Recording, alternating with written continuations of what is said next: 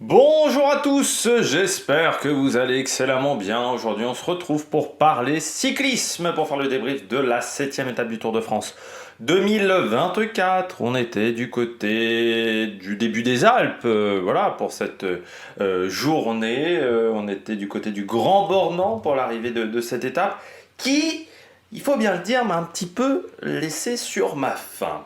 N'hésitez pas à vous abonner à la chaîne, à réagir dans les commentaires, à mettre un pouce bleu, à partager la vidéo sur les réseaux sociaux, notamment auprès de vos proches, si vous pensez que ça peut les intéresser. Dans les commentaires, n'hésitez pas à me dire qui vous a plu, qui vous a déçu. Si vous avez les moyens et que vous voulez soutenir mon travail, vous pouvez faire un super thank. Et si vous n'avez pas les moyens, mais vous avez quand même également envie de m'aider, eh bien c'est très simple. Vous pouvez rajouter la petite cloche, comme ça vous êtes au courant des dernières vidéos qui sortent sur la chaîne. Et comme je le dis assez souvent, plus vous cliquez rapidement sur une miniature, sur une notification, plus la vidéo est mise en avant par YouTube.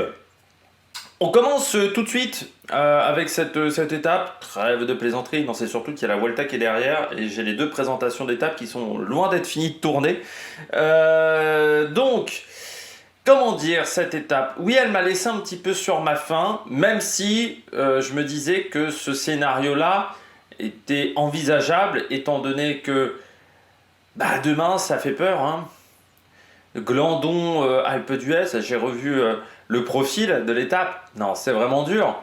Donc au bout d'un moment, tu te dis, là aujourd'hui, allez, je vais peut-être gagner 30 secondes, 40 secondes. Demain, je peux gagner 3 minutes. Donc qu'est-ce que je vais m'embêter à essayer de faire des efforts démentiels pour gagner 30 secondes, alors que demain, je peux gagner 4 minutes en faisant les mêmes efforts. Et qu'en plus, peut-être qu'en faisant des efforts sur cette journée de samedi, ça peut se retourner contre moi dimanche. Donc je pense que ça a trotté dans la tête de pas mal de concurrentes. Je pense aussi que certaines filles et certaines équipes ont réagi un peu tard. Je pense à la FDJ, parce que elle commence à rouler, on a 30 bornes de l'arrivée, il y a 5 minutes.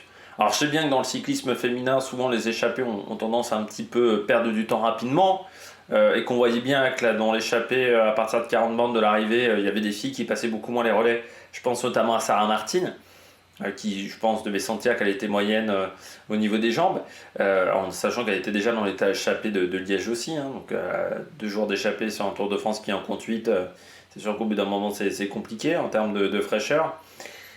Mais je crois très clairement que certaines équipes se sont un peu plantées. La FDJ, quand tu roules à 30 bornes de l'arrivée qui a 5 minutes, c'est quand même compliqué d'aller reprendre du temps, surtout qu'encore une fois, du côté de la FDJ, Sicilier au troupe Ludwig, elle n'est pas dedans, hein. Là, elle prend quasiment pas de relais, elle n'arrive pas à tenir la cadence. Mais je trouve ça surprenant qu'on la mette même à rouler, enfin qu'on veuille la mettre à rouler et qu'on mette Grace Brown. Il faut plutôt faire l'inverse. Enfin, on l'a bien vu sur les étapes précédentes, elle est tombée, elle n'est pas au top, c'est la première fille qui roule dans l'équipe dans ce cas-là. Voilà, hein, on la met avant les Curigné. Et ensuite on met les Curigné, ensuite on met Grace Brown. Parce que là, au final, elle lâche quasiment au même moment que Léa Curigny. Ce qui n'est pas l'idée du siècle, quoi, du côté de la FDJ. Et puis après, dans le final, quand tu regardes, moi, à part Sarah Martin, je voyais pas qui pouvait battre Guéquiereux. Et Sarah Martin a, je pense, a vraiment souffert. Guéquiereux, c'est quand même très fort ce qu'elle a réussi à faire. Mais Marianne Vos, tu sais bien qu'en montagne, elle a plus la capacité de le faire. Je sais plus qui. Il y avait Sarah Roy, sauf que Sarah Roy, elle est plus toute jeune non plus, hein, l'Australienne, donc ça commence à être compliqué du côté de la concurrente de la Cofidis. Et là, c'est ce qui a fait la différence. Guéquiereux, elle est au top de ses capacités.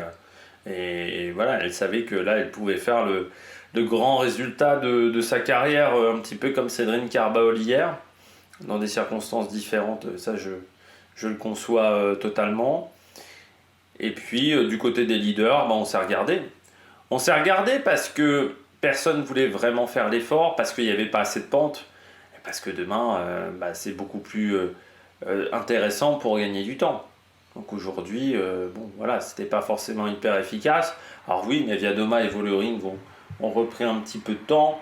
Mais au final, Neviadoma, si on regarde bien, elle reprend 5 secondes sur Evita Music. Même pas. 4 secondes sur Evita Music et 5 secondes sur Juliette Labousse. Super. C'est pas cher payé, quoi. Donc je suis pas sûr que c'était l'idée du siècle de vouloir contrer à tout prix du côté de Neviadoma. Bon, elle s'est dit que la meilleure défense c'est l'attaque, ouais, mais je pense que c'était pas hyper efficace du côté de la concurrente polonaise. Note de l'étape, j'ai mis 11 sur 20. Ouais, par rapport aux 2 autres jours, cette étape m'a moins plu. Peut-être parce que en fait la victoire dans l'échappée s'est fait quand même assez naturellement. Guéquiereux à part quasiment à 10 bornes de l'arrivée, donc tu sais que là elle sera plus rattrapée. Parce que derrière, bah, tu vois que Vollering et Neviadoma sont quand même les plus fortes du côté sur ce type de parcours là. Donc tu sentais que les autres filles, même si elles attaquaient, elles avaient du mal.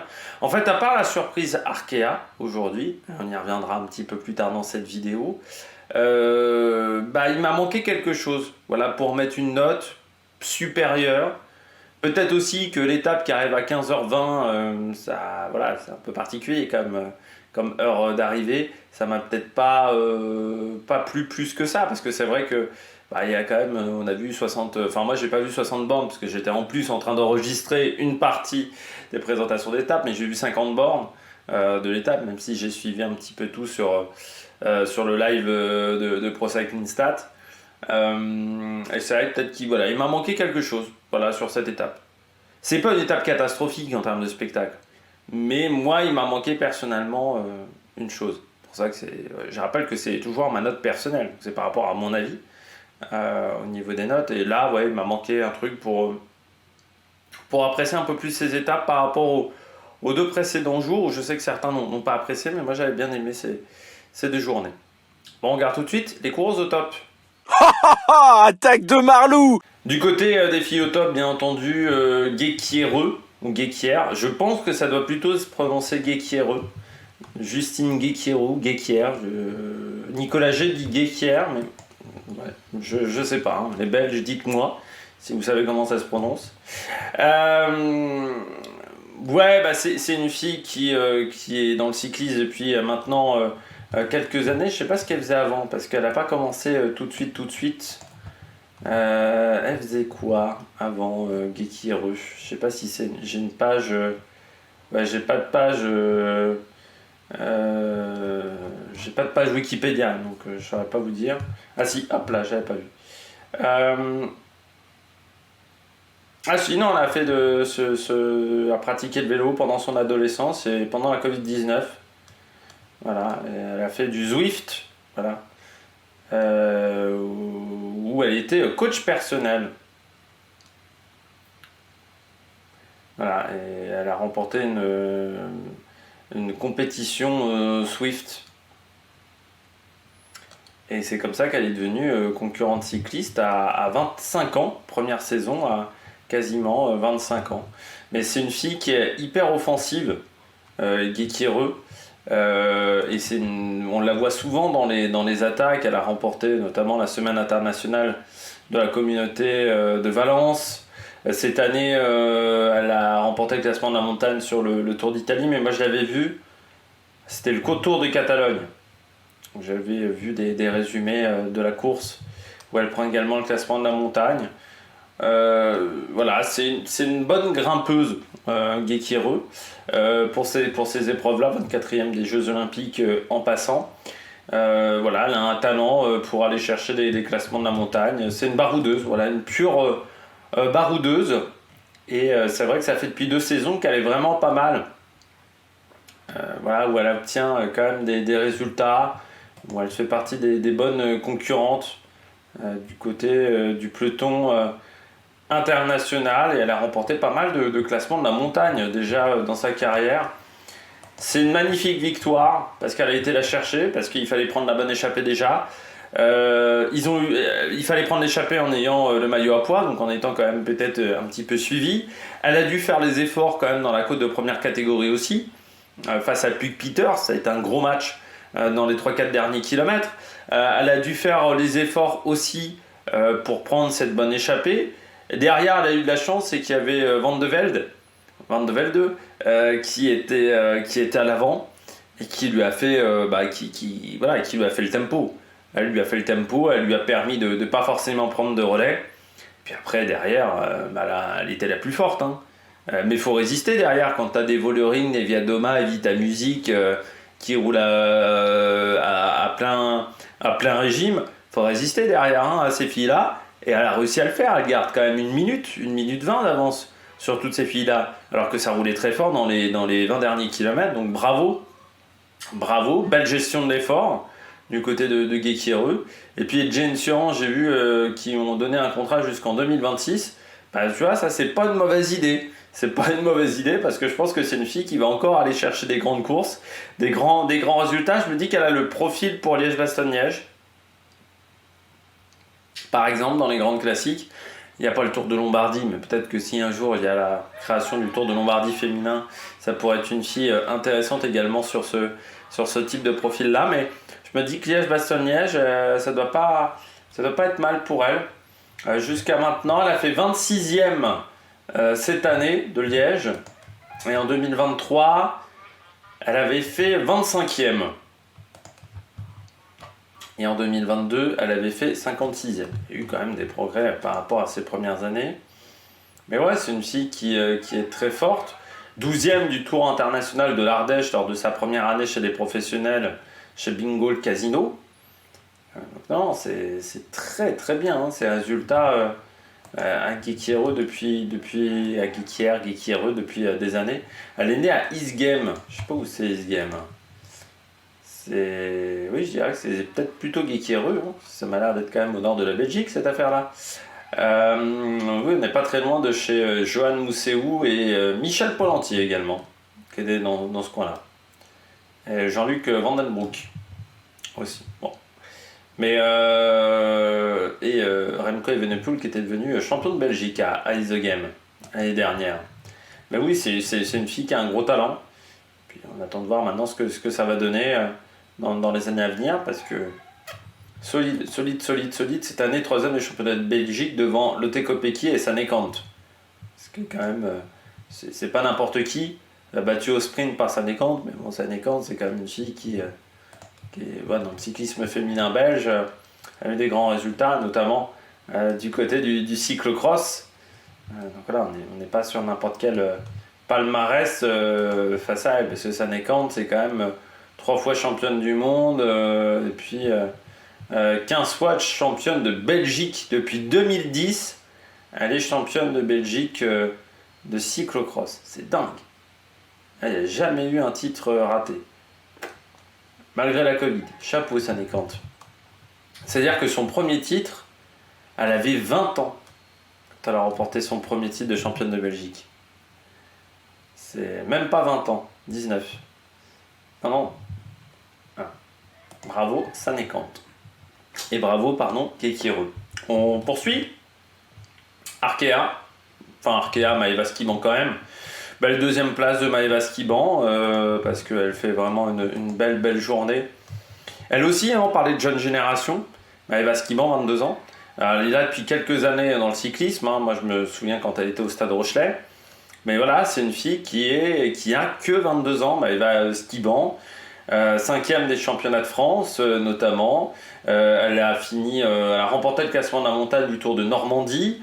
16e du Tour d'Extrémadure, 3e du classement des jeunes, 7e de la Vuelta CV Femeninas, 6e du Trophée au Palma. Voilà, c'est une fille qui est vraiment pas mal du tout depuis quelques temps. Maëva Skiban, elle grandit parce qu'elle est dans une structure un peu plus forte, qui est Arkea BNB Hotel. Mais ouais, il y a des bons résultats chez les jeunes. Hein. Encore une fois, je disais, Maëva Skiban, il y en a d'autres que j'ai oubliés. Ça fait partie des filles qui ont vraiment du talent. 20e l'année dernière du Tour de l'Avenir féminin, notamment. Vainqueur du Tour de Charente-Maritime aussi. 5e de 2 étapes du Tour d'Andalousie. La Ruta del Sol. Non, je vois les résultats là, depuis quelques années de Maëva Skiban. C'est très très bien. Vainqueur d'une étape du Tour d'Extrémadure, c'était l'année dernière. À Caceres. Voilà, c'est fait partie des jeunes talents. Encore une fois, je disais, en sous 25 ans, vous avez la Belgique chez les garçons, et puis vous avez un peu la France chez les filles. Avec, voilà, quand vous voyez le nombre de talents qu'il y a en France chez les filles qui ont moins de 25 ans, vous vous dites, enfin là on va être inondé de talent parce que encore une fois, Maëva Skiban, c'est pas la seule. C'est pas la seule du tout. Léa Lecurini, elle est là aussi. Chez DSM, j'ai oublié, j'ai oublié son nom chez DSM, mais Églantine Rayet, voilà, qui n'est pas sur ce Tour de France. Églantine Rayet, elle doit avoir 20 ans, voilà, elle a juste 20 ans. Elle aussi, c'est un gros talent. Églantine Rayet, qui a déjà fait des performances sur le Tour de Scandinavie, sur le Tour de Suisse notamment, qui va participer cette année au Tour de l'Avenir qui commence dans 4 jours, qui commence le 21 août. Donc, voilà, on a un niveau en ce moment chez les filles qui est assez dingue. Tour de France, par exemple Tour de l'Avenir féminin, regardez quand même l'équipe du Tour de France féminin chez les filles. L'équipe est assez dingue quand même.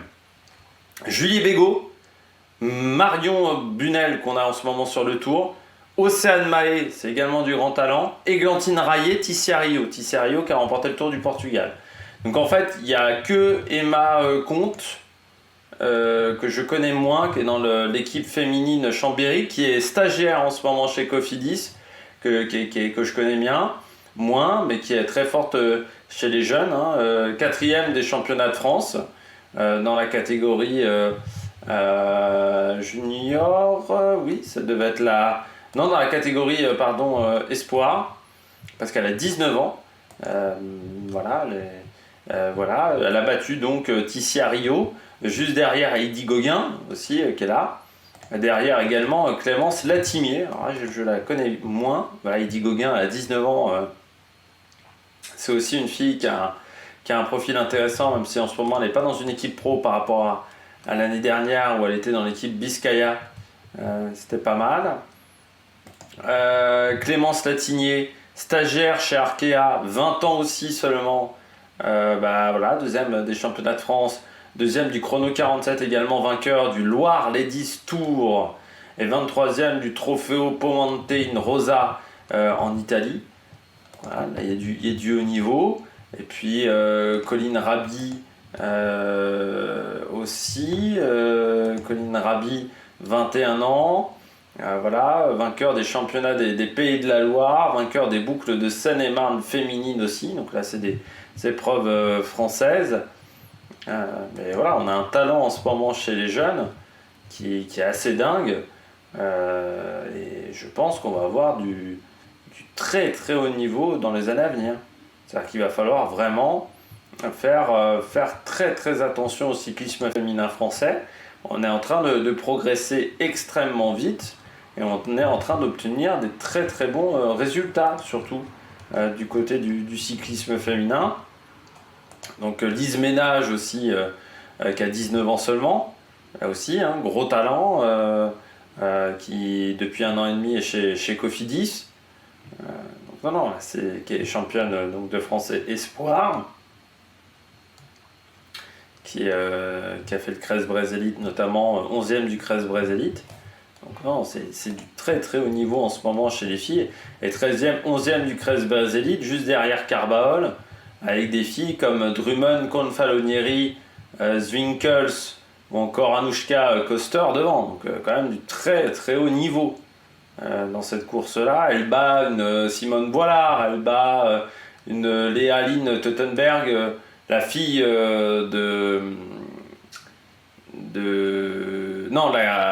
la nièce de Ina Yoko Teutenberg. Donc c'est quand même voilà, du haut niveau. Du haut niveau du côté de cette équipe. Donc il va falloir faire attention maintenant, parce qu'il y a du très très bon niveau du côté du cyclisme féminin. Et je parlais d'Arkea, pourquoi ? Arkea aujourd'hui remporte le classement par équipe de la journée. C'est-à-dire que tous les jours, vous avez un classement par équipe, et sur chaque étape, il y a un vainqueur. Donc demain, c'est Arkea qui sera sur le podium protocolaire. Elle devrait être contente parce qu'elles sont 3 dans le groupe de tête, et donc elles sont 3 dans les 15 premières. Donc 2e, Maëva Skiban, 14e, Lotte Claes, 15e, Valentina Cavalar, ce qui est quand même extrêmement bien pour une équipe de deuxième division, d'aller chercher le classement par équipe. Elle remonte même à la 7e place dans ce classement. Moi, je me suis même dit à un moment, quand j'ai vu Maeva Skiban attaquer, je me suis dit, c'est pas Lotte Claes, on voyait pas le dossard à ce moment-là. Je me suis dit, ah, c'est pas Lotte Claes, la Belge, qu'on avait vu déjà hier, qui était pas mal. Mais non, pour l'instant, elles font une super course du côté de cette équipe. Et autant je disais souvent, je comparais Cofidis à Arkea, je disais toujours Cofidis bosse mieux qu'Arkea du côté du cyclisme féminin. Et là, c'est un petit peu le contraire, parce qu'en ce moment, les filles font du très très bon boulot, voilà, du côté du cyclisme féminin. Donc bravo du côté des différentes formations, parce que là en ce moment, c'est très très bien ce qu'on voit du côté de la FDJ, ce qu'on voit du côté de la Cofidis, ce qu'on voit du côté d'Arkea. Commence à avoir des structures qui sont pas mal. Un jour, il y aura peut-être Decathlon, il y aura peut-être Total Energy également du côté du cyclisme féminin. C'est un peu plus compliqué pour Saint-Michel, Mavic Aubert 93. Tiens, si Total a envie de mettre de l'argent dans une autre équipe, je pense que ça serait pas mal d'aller chercher Saint-Michel. Mais ouais, très bien, Maeva Skiban et très bien cette équipe Arkea, parce qu'en ce moment, les résultats sont là. Troisième fille au top, Thalita de Jong. Je vous avais dit, on en parle très peu, Thalita de Jong, mais elle fait son petit bonhomme de chemin. Eh bien, elle est 5e du général, Thalita de Jong. Elle est juste derrière Carbaol et Labous. Devant Van den Roy, devant Vollering. Pour le moment, c'est la 2e néerlandaise au classement Thalita de Jong. Je ne m'attendais pas à ce qu'elle soit à ce niveau-là sur ce Tour de France. Alors, on verra demain, parce que c'est peut-être un profil qui lui correspond un petit peu moins. Mais là, elle retrouve une seconde jeunesse. On parlait hier d'Anne Santesteban qui est redescendue d'un cran et qui a du mal à se relancer. Thalita de Jong, elle est redescendue d'un cran. Elle était en World Tour, mais elle avait souvent elle était souvent dans... Enfin, elle était World Tour, mais elle était passée dans des équipes continentales également, parce qu'elle était passée chez Bingol. Mais elle s'était retrouvée chez Liv Racing, sauf qu'elle était souvent équipière. On lui donnait rarement sa chance. C'est une fille aussi qui a dû repasser chez les amateurs en 2022. Pendant 5 mois, elle s'est retrouvée chez les amateurs quand Bingo, c'était fini. Voilà, elle s'est retrouvée dans une équipe belge, ce qui n'est jamais facile, hein, parce qu'avec Bingo, voilà, quand l'équipe Bingo l'a lâché en 2022, il a fallu se remettre dedans. Ça n'a pas été facile, parce qu'elle s'est retrouvée complètement lâchée au niveau des équipes. Elle s'est retrouvée là dans une équipe amateur, pas simple dans ce genre de situation. Et là, elle a réussi vraiment à retrouver des bons résultats et à faire du bon boulot. En ce moment, elle fait du très très bon boulot, même chez les filles. Donc ça fait du bien de voir que même quand on redescend d'un cran, même quand on connaît parfois des difficultés, on est capable de se remettre devant. Et je trouve que la Lotto Destiny, ça travaille de mieux en mieux chez les filles. C'était une équipe qui n'était pas bonne chez les filles, on ne peut pas le dire. C'était une équipe qui avait du mal quand même du côté du cyclisme féminin. Et je trouve que c'est une équipe vraiment qui progresse d'année en année. Alors c'est une fille qui n'a pas de contrat pour l'année prochaine pour le moment, ce qui est dommage, parce que elle fait quand même une année qui est vraiment pas mal, hein. C'est sa meilleure année en carrière. 3e du Tour de Belgique. On l'a vu 5e du Bretagne Ladies Tour. 7e du Tour du Pays Basque. 8e également du Tour de Normandie. 8e de Gand. 5e du Etniusblatt. Moi je l'avais vu, cette course elle avait été très forte, j'avais mis même parmi mes tops de la journée, je crois me rappeler, vainqueur également d'une épreuve de gravel aux Pays-Bas, 18e des championnats nationaux de Pays-Bas, mais à 30 ans elle a retrouvé un second souffle, ce qui arrive parfois dans les carrières. C'est une fille qui a commencé chez Rabobank, Thalita de Jong, bien entendu, hein, néerlandaise, mais qui n'avait pas réussi à s'imposer dans cette formation. Et puis après, elle a connu quelques années compliquées dans des équipes pas forcément d'un haut niveau. Et le fait de la revoir là à un niveau bien plus important, au top niveau avec des résultats, peut-être faire top 10 du Tour de France, eh bien je serais très contente pour elle. Voilà, je serais très content pour elle parce que vraiment je trouve que ce serait vraiment un super résultat. Puis je termine avec Vollering. Pourquoi je mets Demi Vollering? Parce qu'aujourd'hui on savait pas trop comment ça allait se passer physiquement. Hier j'avais plutôt été rassuré, mais aujourd'hui on se disait bon bah oui, 48 heures après une chute, des fois on peut avoir un contre-coup. Regardez Benjamin Thomas sur l'américaine au niveau des Jeux Olympiques. Ça a été compliqué à gérer, donc je me disais bon, est-ce que ça va être un petit peu la même chose?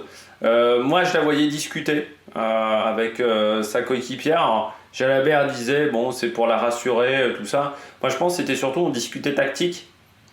On se demandait s'il fallait rouler ou pas rouler, je pense, du côté de la SD Works. Je pense que c'était une vraie interrogation, et parce qu'elle elle devait entendre l'écart qui montait, et elle devait se dire putain, faut vraiment pas qu'on roule, parce que moi je pense qu'il faut rouler là à ce moment-là. Je pense que c'était plutôt une discussion de ce type-là, avec la championne d'Europe, dans cette situation-là, avec sa coéquipière.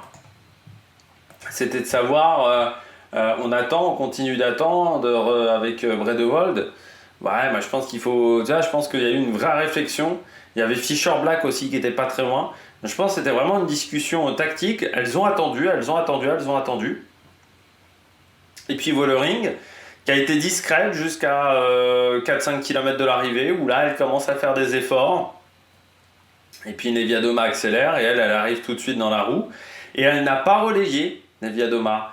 Et je pense que ça n'a pas fait plaisir à Neviadoma. Mais pourquoi elle n'a pas relayé Neviadoma? Parce qu'elle savait que Neviadoma elle allait rouler. Elle ne l'aurait pas fait avec d'autres filles. Sauf que Demi Vollering, elle connaît bien le cyclisme. Voilà, quand on m'a dit elle n'est pas repartie sur le vélo parce que grosso modo elle ne savait pas qu'il fallait repartir rapidement sur un vélo.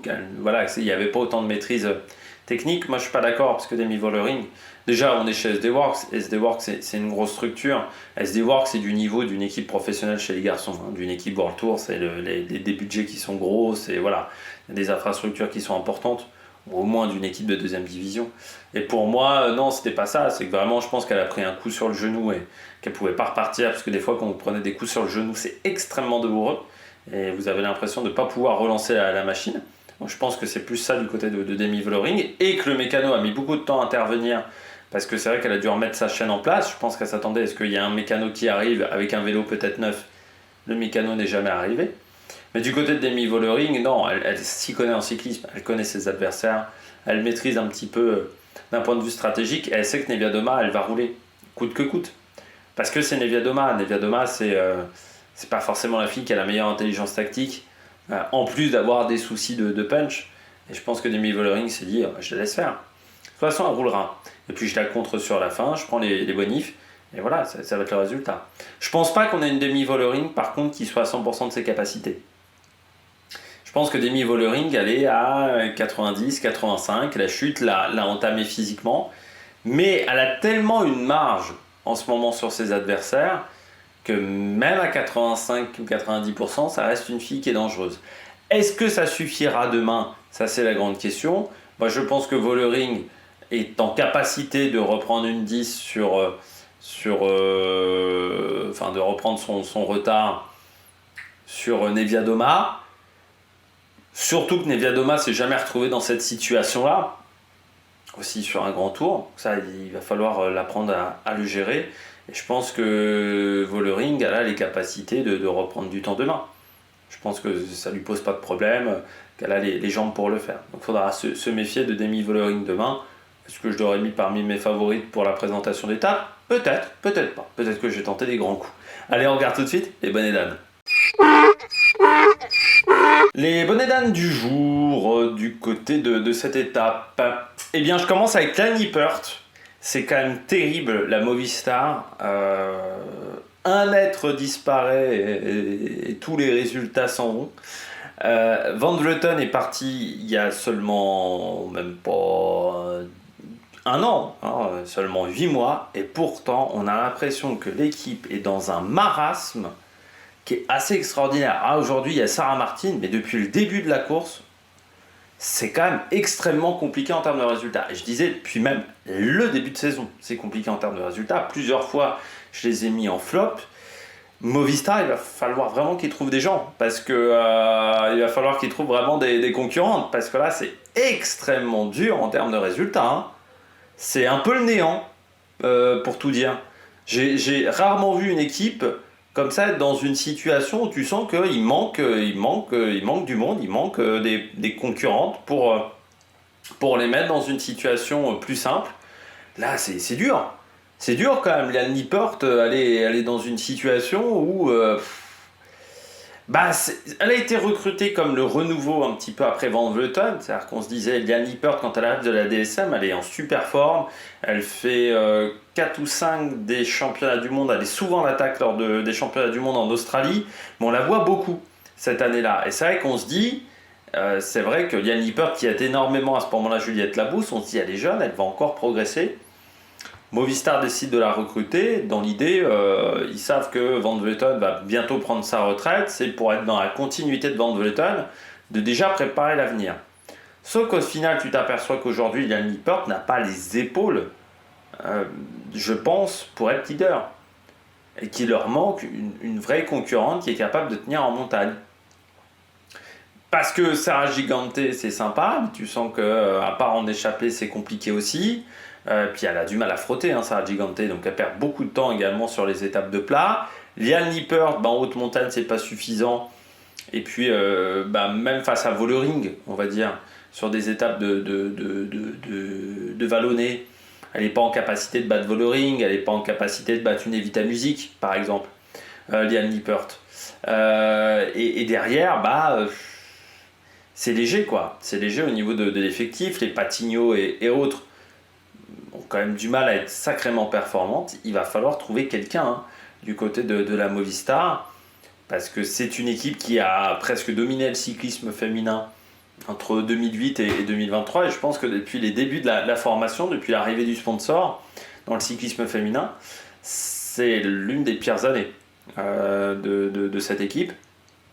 Là, ils ont traversé les classiques, que ce soit flandrienne, ardennaise, comme des hommes invisibles, mais même les autres tours ont été compliqués. Et là, c'est vrai, quand on voit ce qui se passe sur ce Tour de France, à part Sarah Gigante, il y a eu Martine, mais il y a quand même des filles qu'on n'a pas vues depuis le début de la course. Donc c'est un peu compliqué. C'est très compliqué. Deuxième bonnet d'âne, Faulkner. C'était de trop aujourd'hui. Indigestion de montagne, non, je pense indigestion surtout fatigue. Faulkner, elle a quand même fait les Jeux Olympiques du côté de la poursuite.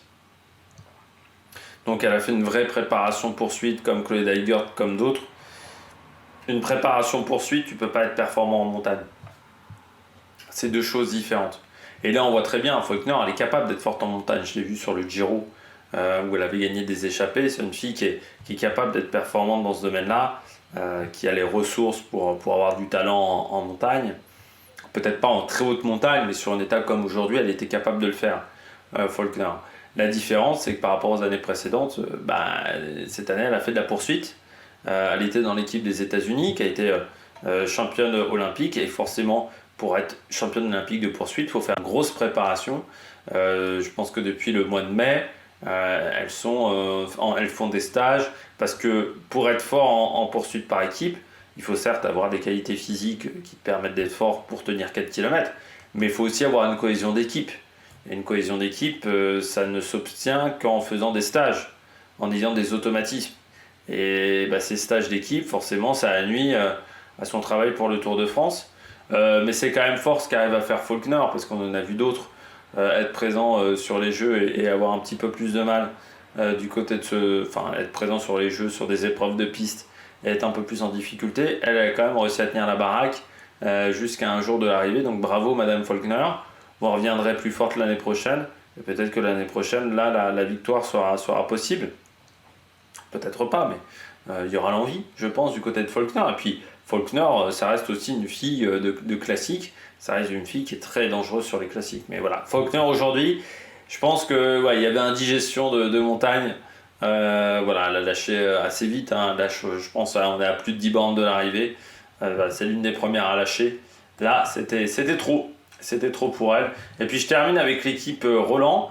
On a parlé de Tasken, mais il faudrait qu'on parle un petit peu de l'équipe Roland. Roland qui a failli être l'équipe féminine d'Israël.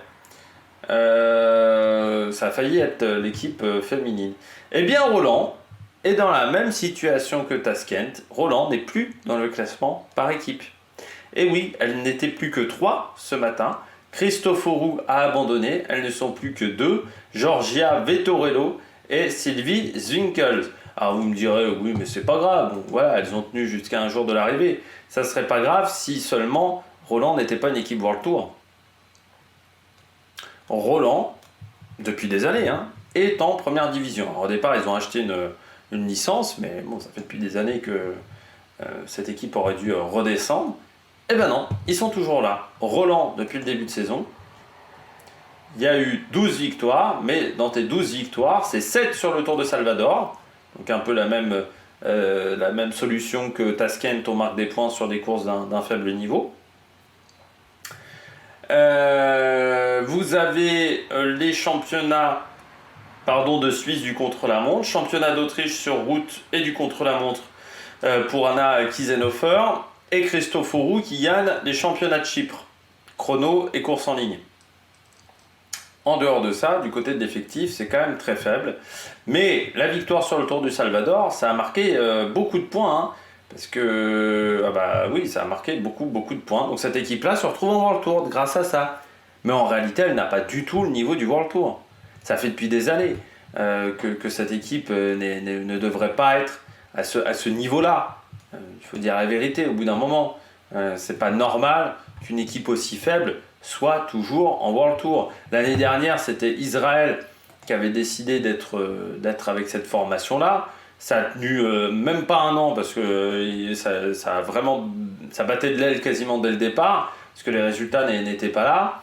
Il y a eu des résultats sur le Tour de Nanouzi, mais il y a eu 8 victoires, notamment le championnat de Suisse du chrono. Mais voilà, là les résultats sont extrêmement faibles. Il faut quand même l'avoir en tête. Et puis elles ont plus Claire Stills qui est partie chez Movistar, qui était un peu une de celles qui prenait des résultats, la britannique. Dromova est encore là, mais bon, Dromova cette année a abandonné le Tour de France et n'a pas forcément eu de grands résultats. Dromova, à part sur ce fameux Tour du Salvador au mois de mars, mais c'est pas normal que des équipes comme ça arrivent à rester en World Tour alors qu'elles n'ont pas le niveau. Alors, il y a l'astuce des points, mais ça montre bien que les petites courses sont encore trop avantagées en termes de nombre de points. Un Tour de Salvador, vu le niveau, ça ne devrait pas permettre de rapporter 100 points pour la fille qui le remporte. Ça devrait être bien inférieur. Je trouve qu'il y a encore des soucis du côté du barème UCI, que ce soit chez les garçons et chez les femmes. Là, on l'a vu énormément chez les femmes, mais les garçons... Moi, j'ai vu Cara Rural faire la même chose cette année. Je sais plus c'était quelle course, je sais plus c'était Costa Rica ou un truc comme ça. Derrière, ils viennent, ils prennent des points, ils monopolisent le top 10 et puis voilà. C'est bien le système de points UCI, mais il faut qu'il y ait encore des ajustements au niveau des barèmes. Moi, je suis pour le système de points UCI, mais pour moi, le barème n'est pas encore bon. Il n'est pas encore suffisamment en place. Je trouve qu'il y a il y a des courses qui rapportent encore beaucoup trop de points. Par rapport à des grands tours, par rapport à des grandes classiques du World Tour, même par rapport à des classiques de Coupe de France. Il y a des épreuves, une classique de Coupe de France, ça rapporte suffisamment de points, j'ai envie de dire, mais il y a des courses qui ne sont pas au niveau des courses de Coupe de France et qui pourtant rapportent quasiment le même nombre de points. Donc ça serait bien d'équilibrer les choses. Peut-être aussi qu'au niveau du système de points UCI, il faudrait prendre en compte la liste de départ. Peut-être que c'est là que le bas blesse. C'est-à-dire que si la liste de départ n'est pas suffisamment forte, ça devrait dégrader le nombre de points UCI. C'est-à-dire que si au départ vous n'avez pas des concurrents qui sont dans le top 500 UCI, ou si vous n'avez pas au minimum 15 coureurs qui sont dans le top 500 UCI, on considère que c'est une course qui est dégradée en termes de points. peut-être là-dessus aussi où il faudrait travailler. Mais ouais, cette équipe Roland donc n'est plus, elles ne sont plus que deux pour demain. La concurrente de Taskent, elle est toujours là pour le moment. Mais voilà, elles ne sont plus que 120 en course du côté des filles.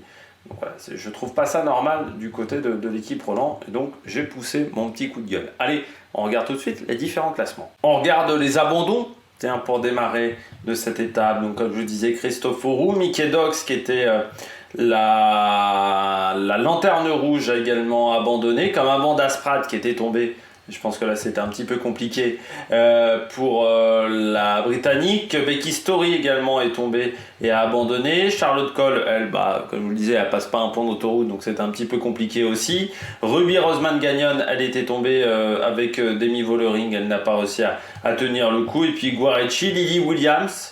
Une mauvaise nouvelle pour Human Forward Earl, et puis Bertie Zolo.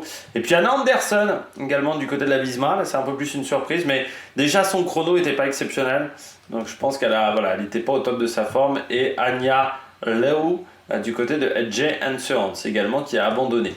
Bon, la vainqueur de l'étape du jour, c'est Gekireux devant Skiban Vollering. Ça, c'est le top 3. On retrouve ensuite Nevia Doma. Musique, donc, qui prend 1 seconde sur Juliette Labousse. De Jong, Peters, Labousse, Rui Yekers, qu'on a vu à l'attaque mais qui n'a pas réussi à faire la différence. Gaillard Alini, Sarah Gigante. Ça a l'air d'aller mieux pour Gaillard Alini. Mavi Garcia, elle finit à 6-7 secondes derrière, comme Lucinda Brandt. Céline Kerbol a perdu une quinzaine de secondes aujourd'hui. Elle a un peu souffert, peut-être des efforts de la veille. On revoit Marianne Voss et puis on voit Sarah Martin qui était dans l'échappée. Juste devant Marion Bunel. 23e à 2,27, c'est pas mal. Puis on voit Léa Curigné, Anna Ludwig, Cécilie Utrup, un petit peu en difficulté. Grace Brown 37e. Faulkner donc, qui perd 7,05 aujourd'hui avec Kim Lecourt, la concurrente de Jane Surance, et puis Sarah Roy également, qui était dans le coin. Et tout le monde a fini avec un petit peu de marge sur les délais, oui, parce que deux auteux avec quand même 33 minutes, 23 minutes encore pour franchir la ligne. Du côté du classement du maillot jaune, Nevia Doma, donc toujours en tête, avec 27 secondes d'avance désormais sur Pug Peters, qui passe devant Carball. Donc elle augmente son avance par rapport à sa poursuivante la plus proche, mais malgré tout, Vollering reprend quelques secondes et désormais à 1,15. On voit Carball 3e avec Juliette Labousse. Ça va peut-être être un des matchs également demain. Talita de Jong, Van Roy, Rui Yekers, Vollering. Musique 9e, qui regretta quand même tout le temps perdu dans les Pays-Bas. Musique, parce qu'elle pourrait être beaucoup mieux classée. Elle pourrait être, les 25 secondes c'est sur la bout, c'est là-dedans. Et puis Gekireux, qui remonte à la 10e place. Donc demain, ça va peut-être pas être facile pour elle de partir en échappée pour aller marquer des points du côté du classement de la montagne. Et puis on retrouve la Nipper, Gaia Realini également. Du côté de la lanterne rouge, c'est désormais Fauve Bastiansen de la Lotto Destiny. Du côté de cette formation. On regarde le maillot vert. Marianne Voss, qui maintenant c'est fait du côté du maillot vert. Déjà hier, pour moi, c'était fait. Nevia Doma 2e. On retrouve ensuite Vibus, Atosalo et Vollering dans ce classement.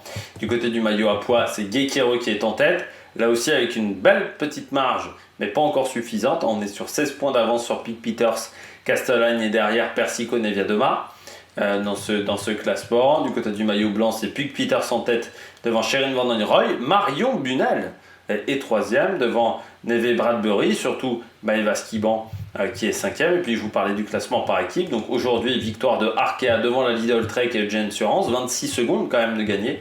Donc c'est très très bien pour cette formation. Et au général, Lidl est en tête devant Jane Surance 6,28, FDJ Suez à 9,27, 10,44 pour Movistar, Liv Alula à 18,05, Arkea désormais deuxième équipe française 7e, et puis Saint-Michel gagne également une place 16e, et puis on retrouve ensuite la Cofidis 19e juste devant Human Powered Earth du côté de ce classement. J'espère que vous avez aimé cette vidéo. Nous on se retrouve demain pour la présentation de la dernière étape. Je ne sais pas encore comment je ferai demain pour les débriefs parce qu'il y a également la Vuelta et que tout va se retrouver en même temps, donc ça va être compliqué. Donc peut-être que le débrief de la dernière étape du Tour de France Femmes, ça sera lundi ou mardi, il y aura peut-être un petit décalage. Bon, d'ici là, n'hésitez pas à vous abonner à la chaîne, à réagir dans les commentaires, à mettre un pouce bleu. Allez, ciao ciao sur la Mac Production.